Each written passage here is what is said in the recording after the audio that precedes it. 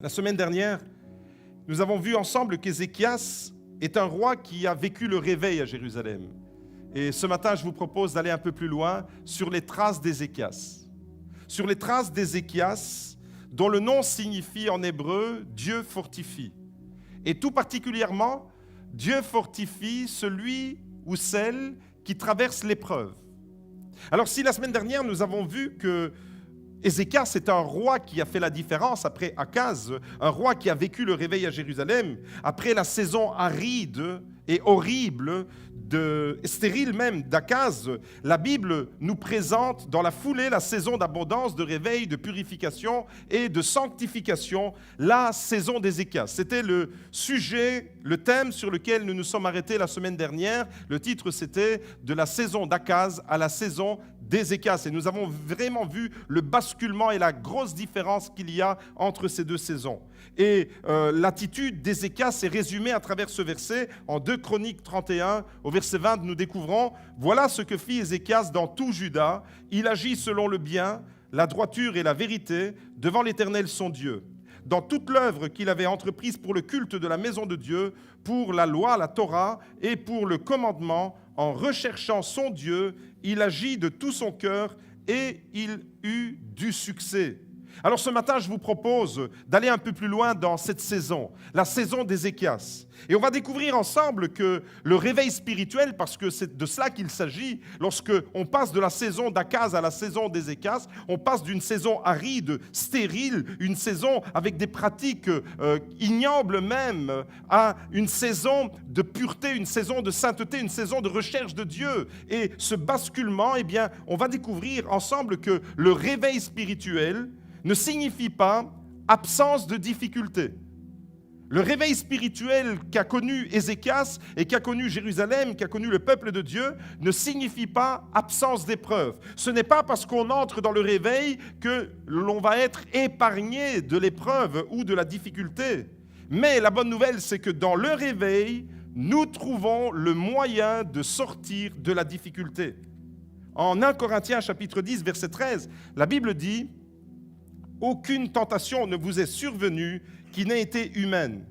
Dieu est fidèle et ne permettra pas que vous soyez tentés au-delà de vos forces, mais avec la tentation, il donnera aussi le moyen d'en sortir pour que vous puissiez la supporter. » Et le mot qui est traduit par tentation dans ce texte, c'est le mot grec peirasmos. Peirasmos signifie à la fois tentation, épreuve, test, affliction et même calamité. Et le sens multiple de ce mot, vous voyez la parole de Dieu, la richesse du vocabulaire de la parole de Dieu, peirasmos, le sens multiple de peirasmos signifie donc qu'on peut comprendre ce verset de 1 Corinthiens 10, verset 13, comme ceci. On peut traduire de la même manière, aucune épreuve. Au lieu de tentation, on peut comprendre épreuve. Alors je vous invite, vous qui êtes peut-être, vous qui traversez un moment difficile, vous qui traversez un moment d'épreuve, un moment de difficulté, je vous invite vraiment à entrer dans la vérité de ce verset, parce que c'est cette parole-là qui va véritablement porter le message ce matin. Aucune épreuve ne vous est survenue qui n'ait été humaine. Dieu est fidèle et ne permettra pas que vous soyez éprouvés au-delà de vos forces. Mais avec l'épreuve, il donnera aussi le moyen d'en sortir pour que vous puissiez la supporter. Qui que vous soyez, si vous êtes dans un moment difficile, un moment d'épreuve, j'aimerais que vous puissiez vraiment mémoriser cette parole, qu'elle puisse vraiment parler à votre cœur. Dieu vous donnera le moyen d'en sortir. Dieu ne permettra pas que vous soyez éprouvés au-delà de vos forces. Voyez-vous, dans ce verset, Dieu nous fait une promesse extraordinaire. Il nous promet que l'épreuve ne sera jamais plus forte ou plus intense que notre capacité de résister. Mais avant de nous donner cette promesse, ce verset place la fidélité de Dieu en avant. Dieu est fidèle, voyez-vous. Et devant toutes les situations difficiles que nous pouvons traverser, face à l'épreuve, face à la calamité, face au découragement ou même dans l'affliction, dites toujours, Dieu est fidèle. Dites-le toujours, proclamez-le. Je ne comprends peut-être pas la situation que je suis en train de vivre maintenant. Je ne comprends pas pourquoi je suis dans la difficulté alors que je recherche Dieu. Ézéchias était un homme qui a recherché Dieu. Ézéchias est un homme qui a amené le peuple de Dieu dans le réveil. Et pourtant, on va découvrir dans la suite de son histoire que c'est un homme qui a été touché par l'épreuve. Je ne comprends peut-être pas la situation que je traverse. Je ne comprends pas pourquoi ma famille est éprouvée. Je ne comprends pas pourquoi je suis éprouvé sur mon lieu de travail. Je ne comprends pas pourquoi. Mais je vous invite à dire et à proclamer, Dieu est fidèle. Je ne comprends pas tout, mais je suis peut-être éprouvé ce matin, mais j'ai une certitude, c'est que Dieu est fidèle. Et au fait, à regarder de plus près, il n'y a pas une promesse dans ce verset de 1 Corinthiens 10, il y a deux promesses dans ce verset. Premièrement, il nous promet que l'épreuve n'ira jamais au-delà de nos forces. Retenez ça. Si vous êtes éprouvé, retenez cette promesse. La première promesse, c'est que l'épreuve, quelle qu'elle soit, n'ira jamais. Proclamez-le. L'épreuve, celle que vous traversez aujourd'hui et peut-être même celle que vous traverserez demain, n'ira jamais au-delà de vos forces. Et deuxièmement, la deuxième promesse dans le même verset, c'est qu'il nous promet de mettre le moyen de sortir de l'épreuve dans l'épreuve. Il nous promet de mettre le moyen pour sortir de l'épreuve dans l'épreuve. C'est-à-dire que dans la difficulté que vous traversez, la difficulté que vous allez rencontrer, eh bien, dans la même difficulté, il y a déjà la clé, il y a déjà la solution, il y a déjà le moyen pour sortir de l'épreuve. Et ça, c'est extraordinaire. Ce sont les deux promesses qu'on trouve dans ce verset. Alors ce matin, j'aimerais m'attarder sur cette deuxième partie de la promesse, le moyen de sortir de l'épreuve. La semaine dernière, on a vu ensemble qu'Ézéchias était ce roi selon, d'une certaine manière, le cœur de Dieu, puisqu'il a marché sur les traces de David et qui a vécu et qui a favorisé le réveil à Jérusalem. Mais on va découvrir ce matin que le réveil ne signifie pas être épargné par l'épreuve. Tu peux être un chrétien bouillant, tu peux être un chrétien béni de Dieu, tu peux être un chrétien qui vit le réveil, tu peux être un chrétien rempli du Saint-Esprit, tu peux être un chrétien qui sert Dieu, et tu peux être un chrétien en même temps qui est éprouvé. Ézéchias a ouvert les portes de la maison de l'Éternel, ça c'était la semaine dernière, il a purifié le temple, il a sorti les impuretés, il a supprimé les hauts lieux qui étaient voués aux idoles dans toute la ville de Jérusalem, il a réhabilité les Lévites et les sacrificateurs pour l'adoration de l'Éternel, il a fait respecter la Torah de Moïse, mais il n'a pas été épargné par l'épreuve. Il y a quelques jours, une maman en détresse me posait la question et elle me disait « Je veux marcher avec Dieu. Je veux marcher vraiment avec Dieu et je fais ce que Dieu me demande. » Et je crois que ce n'était pas de l'orgueil quand cette maman m'a dit ça. Je crois qu'elle était vraiment vraie et sincère. Je veux marcher avec Dieu. Je fais ce que Dieu me demande. Mon mari et moi, nous nous sommes rapprochés de Dieu. Pourquoi Dieu permet-il que nous soyons éprouvés de la sorte ? Pourquoi Dieu permet-il l'épreuve alors qu'on se rapproche de Dieu ? La logique humaine voudrait qu'on soit éprouvé quand on s'éloigne de Dieu, parce que ce serait facile à expliquer. Tu t'éloignes de Dieu, tu n'as que ce que tu mérites. Tu t'es éloigné de Dieu, tu es dans l'épreuve. Ça, c'est la logique humaine. C'est notre chair qui résonne comme ça. Mais voyez-vous, la parole de Dieu ne tient pas ce discours-là. On peut marcher avec Dieu, on peut être rempli de Dieu, on peut être vraiment un homme de réveil, un homme rempli de l'Esprit de Dieu comme Ézéchias l'était, et malgré tout connaître l'épreuve et la difficulté. Alors, lorsque quelqu'un vous pose ce genre de questions, comme cette maman qui m'a posé la question « Pourquoi cela m'arrive-t-il ? Pourquoi suis-je éprouvé alors que je fais tout pour plaire à Dieu ?» Il faut beaucoup de sagesse pour répondre à ce genre de questions. Beaucoup de sagesse. En tous les cas, il faut écarter automatiquement les discours moralisateurs. Du style, certains chrétiens bien pensants qui s'amuseraient à dire « Ah, mais si tu es éprouvé, il faut que tu examines ta vie, il faut peut-être que tu as commis un péché, que tu es éprouvé pour ça. » Il faut tout de suite écarter ce genre de raisonnement. Écarter les discours moralisateurs, ne pas jouer aux apprentis sorciers. Éviter les réponses simplistes et surtout, mettre en avant la fidélité de Dieu et les promesses de Dieu. Quand vous faites ça, quand vous mettez en avant la fidélité de Dieu et les promesses de Dieu, vous êtes sûr de ne jamais vous tromper dans la réponse. Vous êtes sûr de ne jamais vous tromper et de ne jamais blesser la personne qui vous pose cette question et qui est sincèrement éprouvée, qui recherche une réponse. Voyez-vous, évitez, écartez les discours moralisateurs, évitez de jouer aux apprentis sorciers, évitez les réponses simplistes, les écarter complètement et mettre en avant, devant la difficulté, devant l'épreuve, devant ce qui fait souffrir cette personne qui est en face de vous, peut-être que c'est vous, eh bien, mettez en avant la fidélité de Dieu et ses promesses.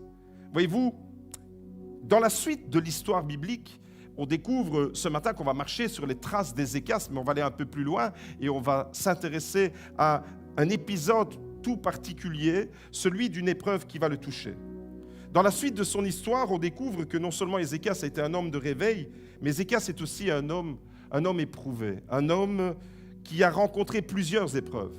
Et en tant que roi du petit royaume de Juda, je vous rappelle que Jérusalem, à l'échelle mondiale et planétaire, déjà aujourd'hui, Israël, c'est un tout petit pays, mais à l'époque biblique, à l'époque d'Ézéchias, le royaume de Juda, dans lequel il était le roi, je vous rappelle qu'il n'était pas le roi de tout Israël, il était le roi du royaume de Juda. La nation avait été scindée en deux, il y avait deux royaumes, il y avait le royaume du nord avec Israël et son roi, et le royaume du sud avec Juda et son roi, et Ézéchias était le roi de Juda.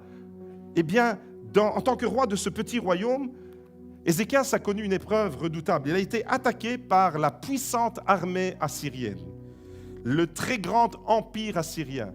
Alors, pour que vous ayez une idée de ce que ça peut représenter à l'échelle visuelle, je vous invite à découvrir cette carte du Moyen-Orient. Et là, vous pouvez voir cette partie sombre de la carte, avec ce brun plus foncé que le jaune. Eh bien, ça représente l'empire assyrien. L'empire assyrien à l'époque d'Ézéchias. Vous avez vu comment c'est immense. Alors que Juda, c'est juste une toute petite partie de l'État actuel d'Israël. Donc autant dire que c'était même pas une province, c'était vraiment une goutte d'eau, c'était vraiment le David contre le Goliath. Et précisément comme David son père, dans les traces duquel il a marché, Ézéchias s'est retrouvé lui aussi face à son Goliath. Ézéchias s'est retrouvé devant un géant, devant une épreuve redoutable. Ce roi assyrien, on va découvrir le texte dans quelques instants, qui s'appelle Sennachérib, avait une soif d'asseoir son pouvoir, de conquérir de nouveaux territoires, et partout où il passait, il ravageait et il prenait possession. Et voilà que la Bible nous dit que ce roi Sennachérib va arriver aux portes de Jérusalem, ce petit royaume, cette petite ville au milieu de cet empire immense. Ézéchias a connu d'autres épreuves aussi, mais je ne vais pas m'attarder sur cette épreuve de sa maladie. Ce matin, je voudrais juste m'attarder sur une épreuve particulière, en l'occurrence, cet épisode qu'on découvre sans tarder dans la parole de Dieu. Le moment où le roi Sennachérib est venu faire le siège de Jérusalem, le moment où le roi Sennachérib est venu attaquer.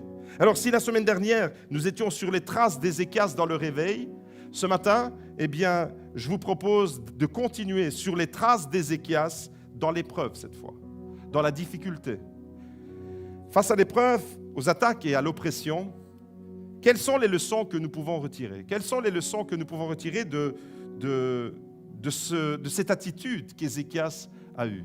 Et on va voir que là encore, eh bien, ce roi, il est exemplaire pour nous. Alors je vous invite à découvrir sans tarder ce récit dans 2 Chroniques 32. Nous lisons du premier verset jusqu'au verset 8. Après ces événements et ces actes de fidélité, souligné fidélité, ça c'est les actes d'Ézéchias, la Bible dit qu'il est fidèle, arriva Sennachérib, roi d'Assyrie, qui pénétra en Juda, assiégea les villes fortes et ordonna de les forcer. La fidélité d'Ézéchias n'a pas empêché que Sennachérib fasse une incursion dans Juda. Au verset 2, Ézéchias, voyant que Sennachérib était venu et qu'il envisageait d'attaquer Jérusalem, tint conseil auprès de ses chefs et ses héros, afin de boucher les sources d'eau qui étaient hors de la ville. Ils l'aidèrent et une foule de gens se rassemblèrent. Ils bouchèrent toutes les sources et le torrent qui coule au milieu de la région. Pourquoi, disait-il, les rois d'Assyrie trouveraient-ils à leur arrivée de l'eau en abondance? Ézéchias affermit son pouvoir, il reconstruisit la muraille qui avait des brèches et l'éleva jusqu'au tour, bâtit une autre muraille en dehors, répara le Milo dans la cité de David et se procura une quantité d'armes et des boucliers. Il établit des chefs militaires sur le peuple et les réunit auprès de lui sur la place de la porte de la ville. Il les exhorta en ces termes. « Fortifiez-vous et prenez courage. » Et ce matin, j'aimerais vous dire, fortifiez-vous et prenez courage. Soyez sans crainte et sans effroi devant le roi d'Assyrie et devant toute la multitude qui est avec lui, car avec vous, il y a plus qu'avec lui. J'aimerais te dire, mon frère, ma sœur, qu'avec toi, si tu marches avec Jésus, il y a plus que l'épreuve redoutable que tu es peut-être en train d'affronter en ce moment. Celui qui est avec nous est plus grand. Celui qui est en nous est plus grand que celui qui est dans le monde et celui qui te terrorise en ce moment. Celui qui est en toi, l'Esprit de Dieu qui est en toi, Jésus qui a fait sa demeure en toi, est plus grand que l'épreuve, que la tentation, que la difficulté, que l'oppression, que la calamité que tu es en train d'affronter en ce moment. Au verset 8, nous lisons « Avec lui », donc Ézéchias dit avec lui, avec Sennachérib, il y a un bras de chair, c'est-à-dire il y a un bras humain, ils sont peut-être forts humainement parlant, mais avec nous, l'Éternel, notre Dieu, qui nous aidera et qui soutiendra nos combats. Le peuple s'appuya sur les paroles d'Ézéchias, roi de Juda. Le peuple s'appuie, le peuple décide de faire confiance à son roi. Verset 20. On passe au verset 20. Le roi Ézéchias et le prophète Ésaïe, fils d'Amoz, se mirent à prier à ce sujet et ils crièrent vers le ciel. Alors l'Éternel envoya un ange qui extermina le camp du roi d'Assyrie, tous les vaillants héros, les commandants et les chefs. Alors le roi retourna dans son pays, la honte au front. Il entra dans la maison de son Dieu et là, ses propres fils le firent tomber par l'épée. Le roi qui terrorisait tout le Moyen-Orient va retourner chez lui dans la honte, son camp va être exterminé, et quand il va retourner dans son temple d'idole, son Dieu, ce sont ses propres fils qui vont le tuer par l'épée. Vous voyez quelle fin a fait Sennachérib? Ainsi, l'Éternel sauva Ézéchias et les habitants de Jérusalem de la main de Sennachérib, roi d'Assyrie, et de la main de tous, et il les protégea contre ceux qui l'entouraient. Amen, amen, amen, que Dieu bénisse sa parole. Alors ce matin, je vous propose de découvrir par quels moyens Ézéchias a trouvé une issue à son épreuve. Je vous rappelle, on a lu à Corinthiens 10, verset 13, que dans l'épreuve, Dieu a déjà préparé l'issue, le moyen par lequel nous allons sortir de l'épreuve. Si tu es dans la difficulté, mon frère, ma sœur, sache que dans ta difficulté actuelle, celle que tu traverses en ce moment, tu n'as peut-être pas les réponses à tes questions, tu n'as peut-être pas satisfaction parce que tu dis pourquoi, mais tu ne reçois pas le parce que. Tu es devant plein de questions, mais sache que dans ton adversité, devant ta calamité, devant l'oppression peut-être que tu subis, devant l'injustice même que tu peux subir, sache que Dieu a déjà préparé le moyen pour en sortir et nous découvrons comment Ézéchias a trouvé une issue à son épreuve. L'attaque de l'Empire assyrien contre le petit royaume de Juda, c'est comme si aujourd'hui, les États-Unis ou la Chine se mettaient à attaquer le Luxembourg ou la Belgique.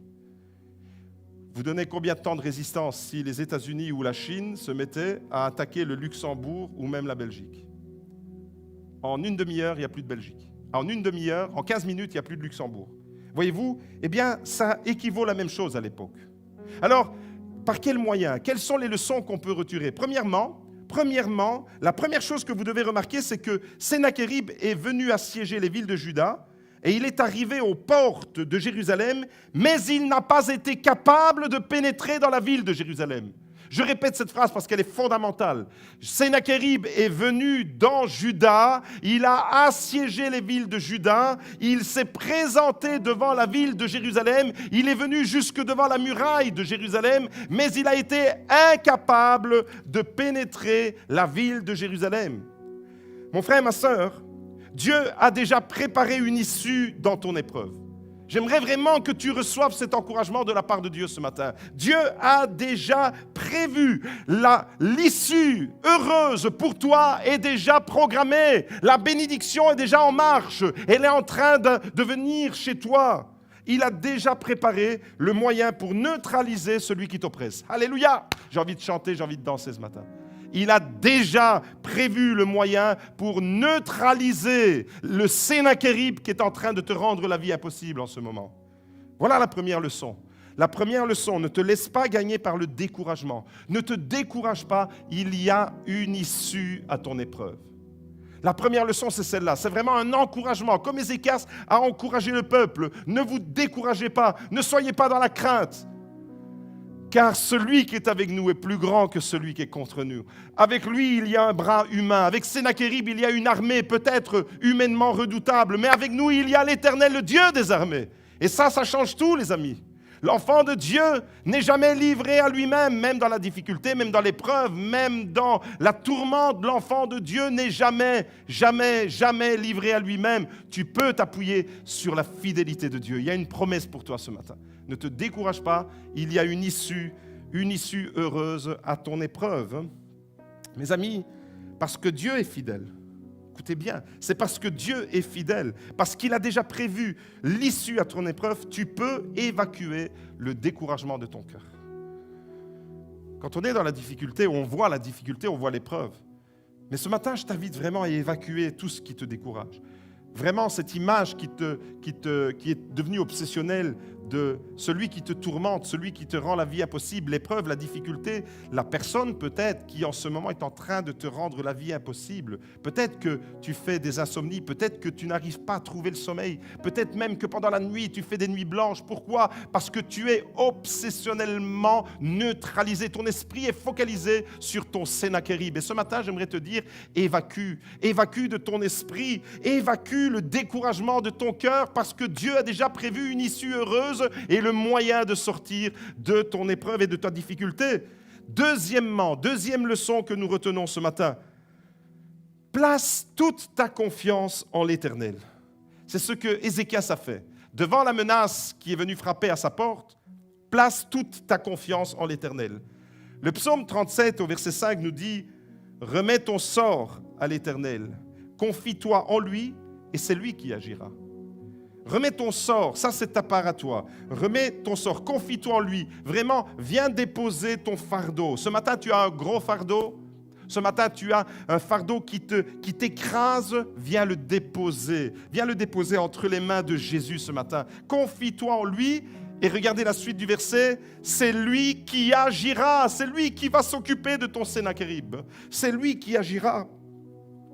Des fois, face à des épreuves, j'entends certaines personnes me dire « Il ne nous reste plus qu'à prier. » Il ne nous reste plus qu'à prier. Sous-entendu, on a tout fait, il n'y a pas de solution. Maintenant, le dernier recours, c'est « Il ne nous reste plus qu'à prier. » Mes amis, est-ce que nous réalisons ce que nous sommes en train de dire lorsque nous disons « Il ne nous reste plus qu'à prier » ? Dire « Il ne nous reste plus qu'à prier » quand on est dans la difficulté, c'est comme si on disait que Dieu est la dernière roue de la charrette, la dernière solution à laquelle on avait pensé. On a essayé toutes les solutions, ça n'a pas marché. Pourquoi pas essayer avec Dieu ? Il ne nous reste plus qu'à prier. Non, Dieu n'est pas la dernière solution à ton problème. Dieu n'est pas la dernière roue à ta charrette. Dieu n'est pas le dernier que tu dois consulter quand tu es dans la difficulté. Dieu est la seule solution à ton problème. Alléluia! L'Esprit de Dieu est avec toi et Dieu est la seule solution à ton problème. Depuis le début, quand tu entres dans l'épreuve, quand tu es dans l'épreuve et jusque quand tu sortiras de l'épreuve, tu dois prier. Tu dois prier, tu dois chercher sa face à chaque moment, à chaque instant. Dès le départ, tu dois placer ta confiance en lui. C'est exactement ce qu'Ézéchias a fait. Il a consulté le prophète Ésaïe. Le roi Ézéchias s'est associé avec le prophète. Le prophète, c'est celui qui détient la parole. Il s'est associé avec la parole. Il a cherché l'homme de Dieu, celui que l'Éternel avait envoyé dans sa génération pour délivrer sa parole. Il s'est associé avec lui et il a prié. On découvre ça, 2 Chroniques 32, verset 20. Regardez, le roi Ézéchias et le prophète Ésaïe, fils d'Amoz, se mirent à prier à ce sujet. Il y a la nécessité de la prière. Et ils crièrent vers le ciel. Tu es dans l'épreuve, tu es dans la difficulté, prie, associe-toi avec quelqu'un. Trouve un partenaire dans la prière. Peut-être que tu es seul, tu es découragé, tu n'arrives pas à prier. Ézéchias, peut-être qu'il s'est dit, moi tout seul, prier, je veux bien, mais j'ai besoin de quelqu'un, j'ai besoin d'un homme de Dieu, j'ai besoin d'un frère qui me soutient. Et il est allé trouver Ésaïe. Tu as peut-être besoin tout simplement de passer un temps, une demi-heure, une heure avec quelqu'un de confiance, quelqu'un près de toi qui va t'aider à porter ce fardeau. C'est exactement ce qu'Ézéchias a fait. Dans son épreuve, alors que c'est un homme qui reçoit l'approbation de Dieu, alors que c'est un homme dont la Bible souligne la fidélité à chaque page, le roi Ézéchias et le prophète Ésaïe vont s'associer ensemble pour la prière. Et ils crièrent vers le ciel. Alors l'Éternel envoya, regardez la conséquence, le résultat de la prière. Alors l'Éternel envoya un ange qui extermina dans le camp du roi d'Assyrie tous les vaillants héros, les commandants et les chefs. Ce n'est pas le prophète Zazie, c'est le prophète Ésaïe. Mes amis, j'aimerais vraiment qu'on puisse réaliser ce matin, lorsque tu pries, lorsque je prie, lorsque je suis dans la difficulté, lorsque je traverse une épreuve, lorsque je place ma confiance en Dieu, lorsque je fais comme Ézéchias, je mets mes attentes en lui, recommande ton sort à l'Éternel, place ta confiance en lui et c'est lui qui agira. Je m'attends à l'intervention de Dieu. Des fois, on prie et on ne s'attend plus à l'intervention de Dieu. Lorsque tu pries, tu dois croire que ce que tu as demandé, tu vas l'obtenir. Il a déjà programmé l'issue à ton épreuve. Dans l'épreuve que tu traverses, rappelle-toi de cette promesse. Il ne t'éprouvera pas au-delà de tes forces. Et en même temps, il a déjà préparé l'issue, le moyen de sortir de cette épreuve, dans ton épreuve même. Et lorsque je prie alors, eh bien, je m'attends à l'intervention de Dieu. Dieu est un Dieu qui intervient, Dieu est un Dieu qui aime intervenir dans la vie de ses enfants. Ce n'est pas le Dieu qui reste loin, ce n'est pas le Dieu qui se désintéresse de tes problèmes, c'est le Dieu qui veut entrer dans tes problèmes, c'est le Dieu qui veut t'amener cette paix qu'Ézéchias a pu obtenir là devant la difficulté. Voyez-vous, lorsque je prie, lorsque je place ma confiance en lui, lorsque je m'attends à l'intervention de Dieu, cela ne signifie pas que je ne dois pas prendre des initiatives. Ça ne veut pas dire que parce que j'ai prié, je ne dois rien faire. Au contraire, lorsque je prie, je dois agir en même temps. Prie et agis.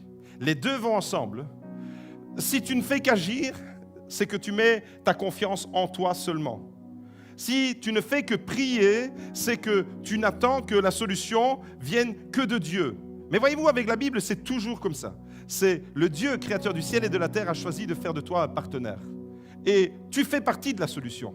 Tu ne fais pas partie de ton problème. Dis à ton mari qui est à côté de toi, dis à ta femme, dis à tes enfants, tu ne fais pas partie du problème, tu fais partie de la solution. Et Dieu va t'associer, toi qui entends ce message, toi qui es dans l'épreuve, toi qui es dans la difficulté, toi qui marches avec Dieu pourtant. Je m'adresse à des hommes et des femmes qui marchent avec Dieu, qui veulent plaire à Dieu et qui pourtant sont éprouvés. Comme cette maman qui est venue me dire, je fais des efforts, je me suis rapproché de Dieu avec mon mari, on veut vraiment remettre Dieu au centre de notre vie et pourtant on est éprouvé de cette façon-là. Mon frère, ma soeur, j'aimerais te dire, lorsque je prie, je dois agir en même temps. Si je ne fais que prier, il manque l'action et si je ne fais qu'agir, il manque la prière. Ézéchias a prié avec le prophète Ésaïe, mais il a pris l'initiative. L'initiative de creuser un tunnel. L'initiative de creuser un tunnel, et nous parlons ce matin du fameux tunnel d'Ézéchias. Alors j'imagine les visages déjà souriants de ceux et celles qui sont venus visiter Israël et Jérusalem avec moi. Quand on visite Jérusalem, on peut encore voir ce tunnel-là. Ce tunnel, cette photo, c'est vraiment la photo du tunnel d'Ézéchias. Alors, tous ceux qui ont fait le voyage découverte en Israël avec nous, eh bien, pratiquement tous sans exception, raffolent de la visite du tunnel d'Ézéchias. C'est un moment fun, c'est un moment où pendant 40 minutes, vous marchez avec un sac à dos, avec une torche, les pieds dans l'eau, et pendant 40 minutes, vous marchez dans un serpentin, dans un tunnel qui a été creusé par les hommes d'Ézéchias.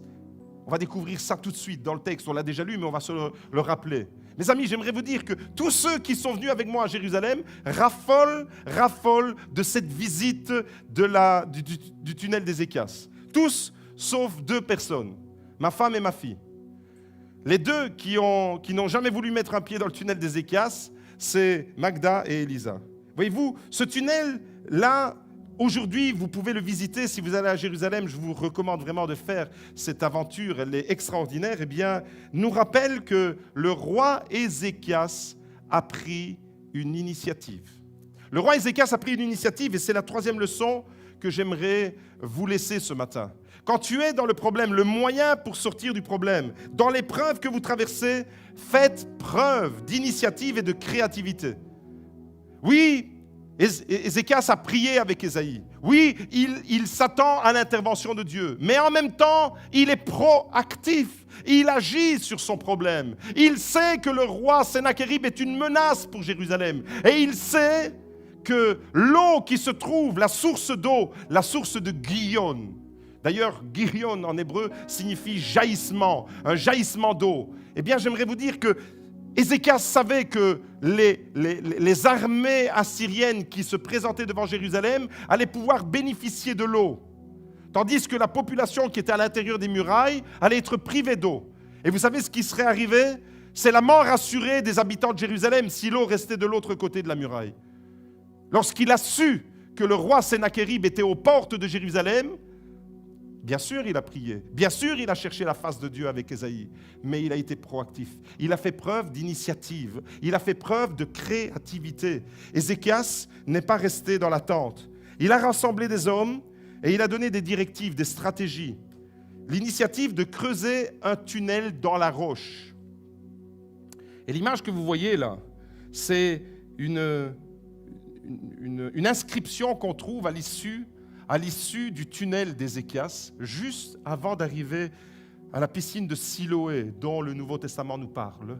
Et dans un vieil hébreu qui date du 8e siècle avant Jésus-Christ, il est écrit cette histoire, comment les hommes d'Ézéchias ont creusé dans la roche pour permettre à l'eau de revenir à l'intérieur. L'initiative de creuser un tunnel et de détourner les eaux qui étaient à l'extérieur pour les ramener à l'intérieur. Voilà quelle est l'initiative d'Ézéchias. Peut-être que pour vous, ça ne veut rien dire. On découvre ça dans 2 Chroniques 32, verset 2. Et on va découvrir toute l'importance de cette initiative prise par Ézéchias. Chapitre 32, verset 2, nous lisons « Ézéchias, voyant que Sennachérib était venu et qu'il envisageait d'attaquer Jérusalem, il tint conseil avec ses chefs et ses héros, afin de boucher les sources d'eau qui étaient hors de la ville, c'est-à-dire de l'autre côté de la muraille. Ils l'aidèrent et une foule de gens se rassemblèrent. Ils bouchèrent toutes les sources et les torrents qui coulent au milieu de la région. Pourquoi, disait-il, les rois d'Assyrie trouveraient-ils à leur arrivée de l'eau en abondance? S'ils n'avaient pas pris cette initiative, eh bien, l'eau qui aurait rafraîchi toute l'armée assyrienne aurait sauvé la vie de l'armée assyrienne et aurait fait mourir. Par manquement d'eau, le peuple de Jérusalem serait mort. 2 Chroniques 32, verset 30.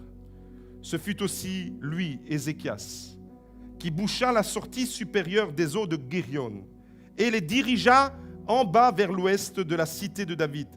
Ézéchias réussit dans toutes ses entreprises. Mes amis, là, on est en train de toucher à quelque chose d'extraordinaire. On est en train de parler de quelque chose qui est une leçon spirituelle extraordinaire pour nous, mais en même temps, on est en train de mettre en évidence que la parole de Dieu est vraie.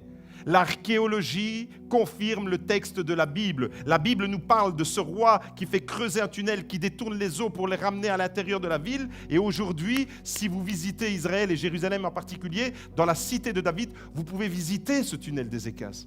C'est extraordinaire.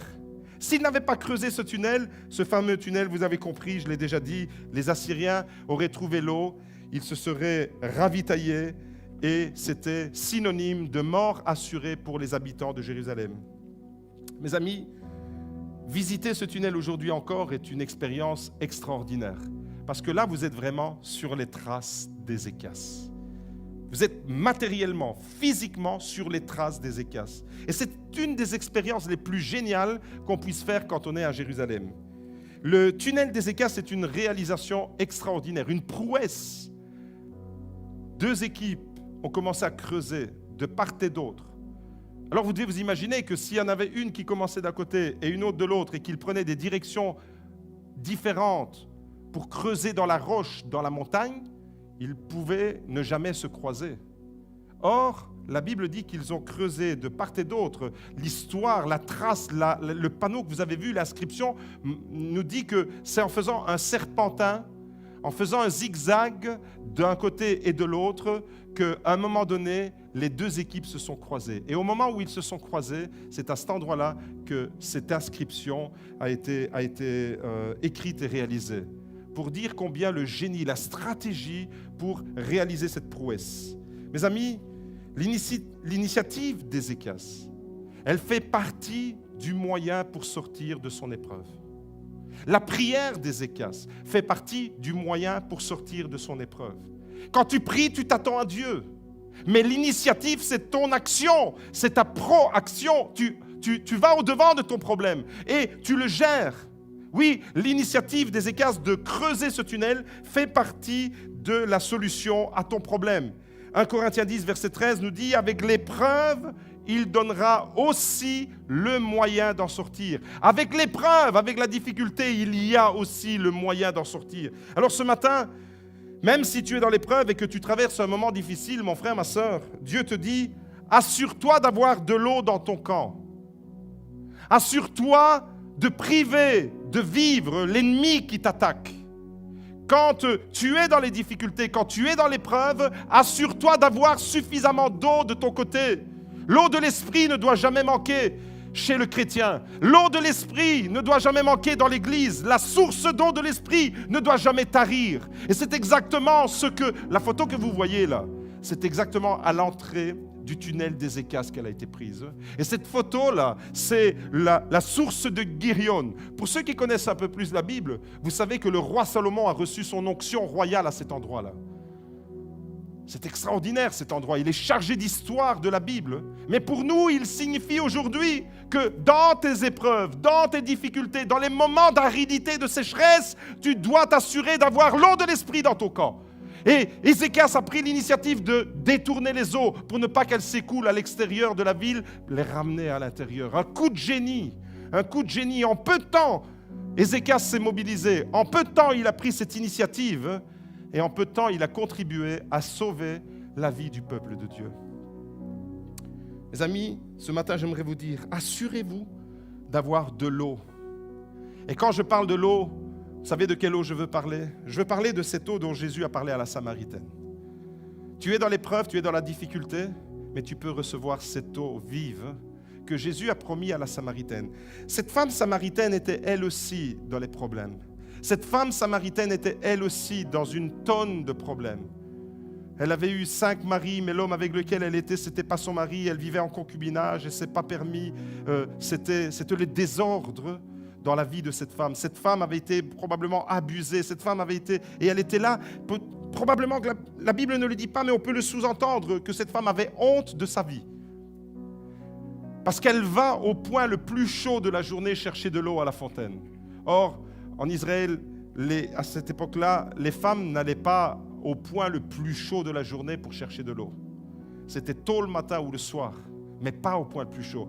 Et probablement qu'elle s'est dit, je vais aller à la fontaine maintenant parce qu'il n'y a sûrement personne. Il y a personne qui va me juger, il n'y a personne qui va me condamner. Et voilà que cette femme tombe avec Jésus à hauteur de ce puits, là où il y avait de l'eau. On découvre ça dans l'évangile de Jean, chapitre 4, verset 13. Regardez ce qu'il dit. Quiconque boit de cette eau aura encore soif. Jésus parle de cette eau-là que la femme est venue puiser. Mais celui qui boira de l'eau que je lui donnerai n'aura jamais soif. Et l'eau que je lui donnerai deviendra en lui une source d'eau qui jaillira jusque dans la vie éternelle. La femme lui dit, Seigneur, donne-moi de cette eau afin que je n'ai plus soif et que je ne vienne plus puiser en lui. Elle n'avait rien compris parce qu'elle pensait qu'elle allait ne plus devoir aller chercher de l'eau. Mais Jésus lui dit, celui qui prend de cette eau, demain, quand tu auras bu, tu auras encore soif de cette eau. Et après-demain, jusqu'à ta mort, tu auras encore soif. Mais moi, je suis capable de te donner une eau, l'eau vive. Celui qui la reçoit n'aura plus jamais soif. Soif tu seras pleinement satisfait, c'est ça que ça veut dire. Pleinement satisfait de l'amour de Dieu, pleinement satisfait de la justice de Dieu, pleinement satisfait de la présence de Dieu, de la bénédiction de Dieu, de l'onction du Saint-Esprit. C'est ça que ça veut dire. Alors oui, cette femme, dans une prière, peut-être qu'elle ne comprend peut-être même pas ce qu'elle dit, mais elle dit, Seigneur, donne-moi de cette eau. Et ce matin, j'aimerais m'adresser à toi qui entends ce message. Est-ce qu'il y a quelqu'un ce matin? Est-ce qu'il y a quelqu'un derrière l'ordinateur, derrière la télé, derrière la tablette? Est-ce qu'il y a quelqu'un qui entend ce message ce matin qui veut dire, comme cette femme samaritaine, Seigneur, donne-moi de cette eau, même si je suis dans l'épreuve. Comme Ézéchias a ramené l'eau à l'intérieur de la muraille. Je veux cette eau que toi seul peux me donner, cette eau qui désaltère, cette eau qui rafraîchit dans les moments les plus arides, les plus torrides de notre existence. Je pense à cette maman. Je pense à cette maman qui m'a dit pourquoi je suis éprouvé comme ça. Je pense à vous qui marchez avec Dieu et qui êtes éprouvé. Vous avez besoin de cette eau. Vous avez besoin de cette eau que Jésus vous donne. Vous avez besoin de cette eau, mon frère, ma soeur, même si tu es dans l'épreuve, assure-toi de ne jamais manquer de cette eau que Jésus veut te donner. Cette eau fraîche, cette eau qui rafraîchit, cette eau qui désaltère, cette eau qui donne la vie, l'eau vive, comme Jésus lui-même l'appelle. Dans les difficultés que tu traverses, dans les épreuves, dans les questionnements, tu as besoin de cette eau. Ézéchias l'avait compris. Il est devant une épreuve, il est devant une menace, il est devant une difficulté, il a besoin de cette eau. Et il va prendre l'initiative de creuser un tunnel pour ramener l'eau. Ce matin, j'aimerais te dire, assure-toi, toi qui entends ce message, dans ta difficulté, dans ton épreuve, assure-toi de ne jamais manquer de cette eau qui désaltère. Comme il est écrit dans l'évangile de Jean, chapitre 7, Jésus encore nous dit au verset 37, le dernier jour, le grand jour de la fête, Jésus debout s'écria, « Si quelqu'un a soif, qu'il vienne à moi et qu'il boive. Celui qui croit en moi, des fleuves d'eau vive couleront de son sein, comme dit l'Écriture. » Il dit cela de l'Esprit qu'allaient recevoir ceux qui croiraient en lui. Ce que tu as besoin, c'est quoi? C'est d'un baptême dans le Saint-Esprit peut-être. Tu as cru en lui, mais tu n'as pas encore pleinement été rempli du Saint-Esprit. Et Jésus fait une analogie. Jésus parle ici de la symbolique de l'eau en disant « Celui qui croit en moi, si quelqu'un a soif, et je m'adresse à toi, tu es peut-être dans l'épreuve et tu as soif que cette épreuve se termine. Tu cherches le moyen d'en sortir. Tu as le moyen dans ton épreuve. Cherche la face de Dieu comme Ézéchias l'a fait avec Ésaïe. Et prends l'initiative, montre de la créativité, mais en tous les cas, prends l'initiative de dire « Seigneur, donne-moi de cette eau, je veux cette eau, je veux être baptisé de ton Saint-Esprit, parce que je sais que dans l'épreuve, c'est ton Esprit, c'est le baptême, la puissance, le revêtement de puissance du Saint-Esprit, cette eau qui vient du ciel et qui va jaillir en moi, qui va devenir une source d'eau vive, c'est de cette eau-là que j'ai besoin. Dans mon épreuve, je n'ai besoin de rien d'autre, si ce n'est que de ta présence, que de l'onction de ton Saint-Esprit. Mon frère, ma sœur, Jésus te dit ce matin, si tu as soif, viens à moi. Qu'il vienne à moi celui qui a soif et qu'il boive. Non, l'eau qui était à Jérusalem n'est pas destinée à l'armée assyrienne. Elle était pour le peuple de Dieu.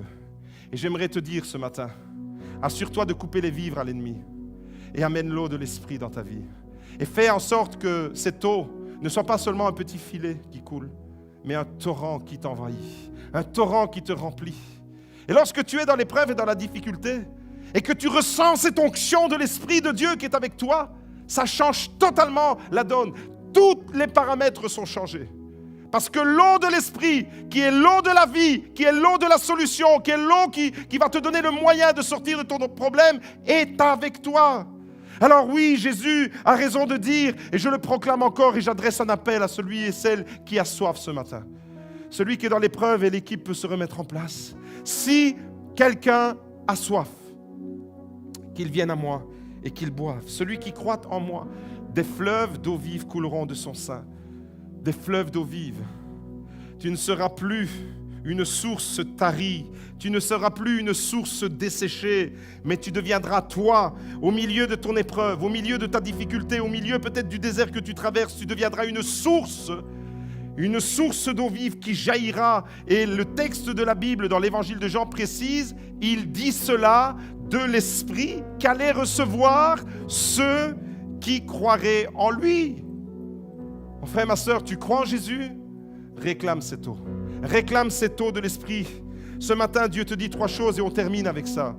Ce matin, il y a 3 choses importantes pour marcher sur les traces d'Ézéchias, pour lui emboîter le pas. Les 3 choses importantes que Dieu te dit ce matin, c'est premièrement, ne te laisse pas gagner par le découragement. L'épreuve pourra te toucher, mais elle ne te détruira pas. Je répète, l'épreuve pourra te toucher, mais elle ne te détruira pas. Sennachérib restera en dehors de tes murailles. Sennachérib, l'ennemi ne pourra pas franchir ta muraille. il restera à l'extérieur. L'eau de l'esprit sera à l'intérieur, mais l'ennemi restera à l'extérieur. Mon frère, ma soeur, ne te laisse pas gagner. C'est la première grande leçon que j'aimerais te laisser ce matin. Ne te laisse pas abattre. L'épreuve pourra, oui, elle pourra te toucher. Oui, tu pourras perdre des plumes dans l'épreuve. Tu pourras y laisser ici et là certaines choses même de valeur, mais elle ne te détruira pas. Deuxièmement, deuxième grande leçon, rappelle, place toute ta confiance en l'Éternel, prie et cherche sa face. C'est lui qui agira, psaume 37, verset 5. C'est lui qui agira. Mais en même temps, troisièmement, ose prendre des initiatives, fais preuve de créativité. Ne reste pas dans ta sécheresse, dans ton épreuve, fais preuve d'initiative. Assure-toi de ne jamais manquer d'eau. Compte sur le miracle de Dieu, mais agis pour le provoquer. Dieu n'a pas fini de te surprendre. Dieu n'a pas fini de te bénir. Et il y a un moyen pour que tu sortes de ton problème ce matin. Cherche la face de ton Dieu. Prends l'initiative et ne permets pas au découragement de t'envahir. Il ferait un chemin là où il n'y en a pas. Il est le Dieu du miracle. Il est le Dieu qui veut te bénir. Il est le Dieu qui veut te propulser dans la victoire. Comme Ézéchias. Il réussit dans toutes ses entreprises. Il eut du succès dans toutes ses entreprises, mais il a connu l'épreuve. Un chemin dans la roche a été creusé. Ça, c'est Dieu. Même la roche ne résiste pas. L'eau de l'esprit va envahir ta maison. L'eau de l'esprit va envahir ton cœur ce matin. Lève tes mains là où tu es et dis-lui, Saint-Esprit, baptise-moi de ton feu. Baptise-moi de cette eau vive. Alléluia. Tu ferais un chemin.